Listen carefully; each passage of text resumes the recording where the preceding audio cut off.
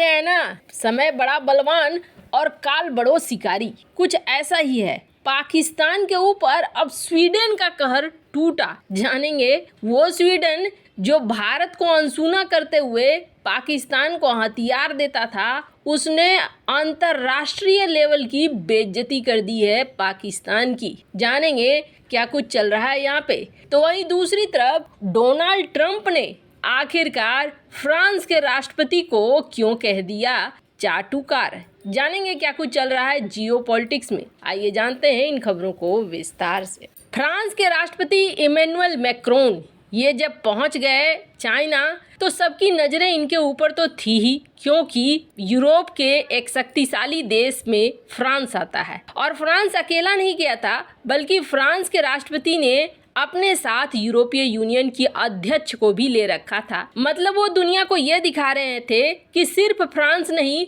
बल्कि यूरोप भी पूरी तरीके से हमारे साथ है। मैं जो कह रहा हूँ वो यूरोप की बानी है। अब इसी चीज को लेकर डोनाल्ड ट्रंप जो पूर्व राष्ट्रपति रहे हैं, उन्होंने सबसे पहले जो सच था वो कहा। उन्होंने कहा कि मेरे पद छोड़ने के बाद से अमेरिका का दुनिया में प्रभाव खत्म हो रहा है। एक तरह से अमेरिका का प्रभाव दुनिया से खत्म हो ही गया है। उन्होंने कहा कि हमारे पास ये पागल दुनिया है, ये उबल रही है, अमेरिका कुछ नहीं कर रहा है। मेरे मित्र मैक्रोन चीन गए हुए हैं और चीन की चाटुकारिता कर रहे हैं। उन्होंने आगे कहा कि फ्रांस अब चीन के साथ संबंध बना रहा है। वैसे आपको बता दें, डोनाल्ड ट्रंप थोड़ा सीधा बोलते हैं, लेकिन जो बोलते हैं वो सच होता है। मैक्रोन ने पिछले सप्ताह चीन की राजकीय यात्रा के बाद बवाल खड़ा कर दिया। उन्होंने चेतावनी दी थी कि यूरोपीय लोगों को खुद को अमेरिकी विदेश नीति के जंजीरों में नहीं बांधना चाहिए। मैक्रोन ने कहा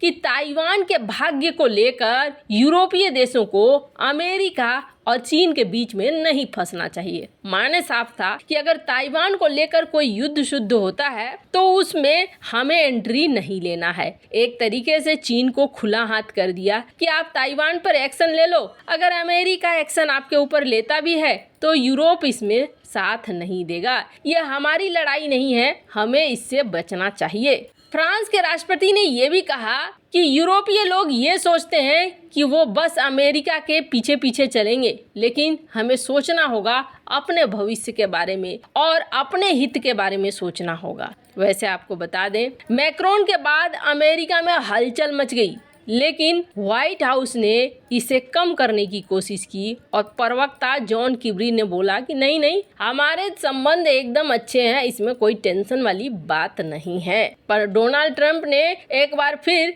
उखाड़ कर रख दिया और बता दिया कि भैया देखो, हालात यहाँ पर ऐसे हो गए हैं कि धीरे धीरे अमेरिका का साथ हर कोई छोड़ रहा है। फ्रांस छोड़ रहा है, सऊदी अरब छोड़ चुका है, यूएई छोड़ चुका है, इजराइल भी उसी रास्ते पर चल रहा है। और ये सब कुछ क्यों हो रहा है? तो ये हो रहा है इसलिए क्योंकि बाइडेन की नीतियाँ एकदम से खराब हैं। खैर, बाइडेन की नीतियों की वजह से अमेरिका के दुश्मन ज्यादा बढ़े हैं, ये बात तो बिल्कुल सही है। खैर, जहाँ एक तरफ ये सब कुछ चल रहा है तो वहीं दूसरी तरफ पड़ोसी पाकिस्तान, अभी उसके मन में ना स्वीडन के लिए टॉप 5 वाली गालियां आ रही होंगी, क्योंकि स्वीडन ने काम ही कुछ वैसा किया है। वैसे आपको बता दें, स्वीडन और भारत के एक जमाने में बड़े अच्छे संबंध थे और स्वीडन के साथ भारत हथियारों को खरीदता था और ये बड़े अच्छे लेवल पर चलता था। लेकिन वही स्वीडन जहां भारत को हथियार देता था,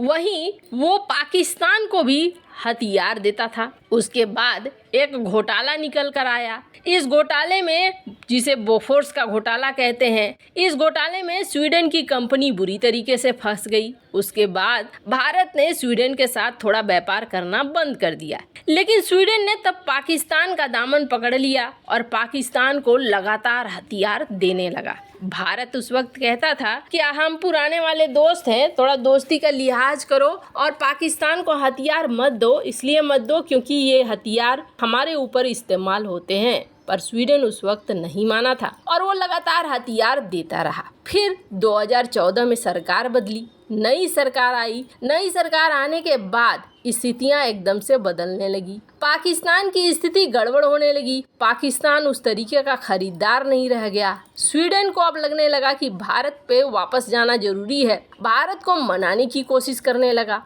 और भारत को मनाने की कोशिश में भारतीय पीएम के साथ कई मुलाकात करी। धीरे धीरे थोड़े रिश्ते स्वीडन के साथ हमारे सुधरने लगे। हालांकि स्वीडन से कोई खरीद नहीं हुई। 114 फाइटर जेट जो भारत ने निकाला कि हमें खरीदना है, इस पे बहुत ज़्यादा इंटरेस्ट दिखाया स्वीडन ने। स्वीडन अपने ग्रिपेन विमानों को भारत को बेचना चाहता था। दरअसल ये एक बहुत बड़ा मुनाफा कमाने का समय था और स्वीडन इसे किसी भी तरीके से हाथ से जाने नहीं देना चाहता था। तो भारत के साथ रिश्ते थोड़े बढ़ते चले गए। वहीं पाकिस्तान के साथ रिश्ते इसके खराब पर खराब होते चले गए और अब तो स्वीडन ने जो किया है ना, उसे कहेंगे एकदम इंटरनेशनल लेवल की बेइज्जती। दरअसल हुआ क्या है कि हाल ही में एक बार को चाइना ने चौंका दिया था और चाइना ने जब अपना कॉन्सुलेट बंद किया तो इससे हड़कंप सा मच गया कि पाकिस्तान में चाइना ने अपना राजभवन क्यों बंद कर दिया। पता चला चाइना का कहना है कि हमने अभी कुछ समय के लिए बंद किया है, कोई कारण नहीं बताया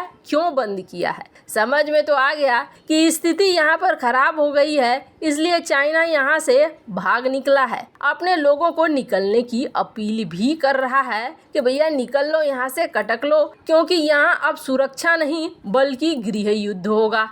ये चीज तय दिख रही थी चाइना को। चाइना को तो कई तरफ से वार्निंग भी मिल गई थी, जिसकी वजह से चाइना ने धीरे धीरे अपने बोरिया बिस्तर को समेटना शुरू कर दिया है और चाइना की कई फैक्ट्रियों पर ताले भी लगने शुरू हो चुके हैं। मतलब स्थिति वहाँ की जो जमीनी स्थिति है, वो जमीनी स्थिति लगातार खराब हो रही है। ये चीज समझ में आ गई। ऊपर से यूके ने एक और बात रिलीज कर दी। यूके ने ये कह दिया कि पाकिस्तानी हमारे देश में ग्रुप बनाकर हमारे देश की लड़कियों को टारगेट करते हैं। अब यहाँ से पाकिस्तानियों की छवि और बुरी तरीके से धूमिल हुई। ये थी अंतर्राष्ट्रीय 2 बेइज्जती और इस बेइज्जती के बाद अब तीसरी बेइज्जती स्वीडन ने कर दी है और स्वीडन ने कुछ कहा भी है। स्वीडन सरकार ने सबसे पहले तो अपना दूतावास बंद कर दिया है और ये फैसला पाकिस्तान के लिए मुश्किल बढ़ाने वाला है। स्वीडन कह रहा है कि देश की जो अभी स्थिति है, इस स्थिति को देखकर हम बंद कर रहे हैं और इसका क्या इफेक्ट पड़ेगा तो आपको बता दें, इसका सीधा इफेक्ट पाकिस्तान के व्यापार, शिक्षा, सांस्कृतिक और देश की छवि पर पड़ेगा।